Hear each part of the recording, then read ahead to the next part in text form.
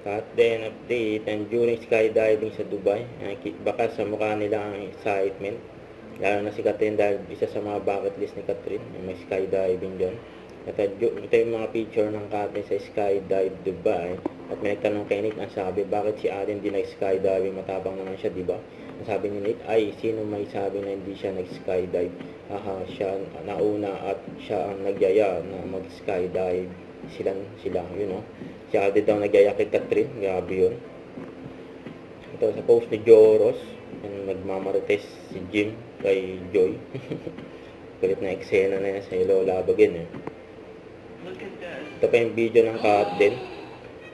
Nasa Dubai pa sila. Oh my God! Isn't it great?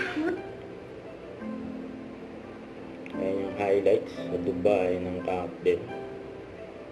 Yan, ang ganda ng smile ng Catherine eh. Huwag magkasama sila eh.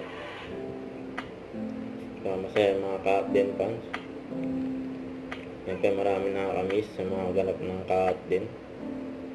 Tapos na yung promo ng Lola Bagin. Okay, inaabangan yung mga ganap kung meron. Ito, yan, kahapon, yan, may pamakdo si Alden sa set ng Pulang Araw. Dahil nga last taping na. Yan, Eduardo de la Cruz, may pa-burger. May pamakdo sa set. Ganyan ka-generous si Alden. Ito naman yung campus tour ng Pulang Araw. St. Paul University.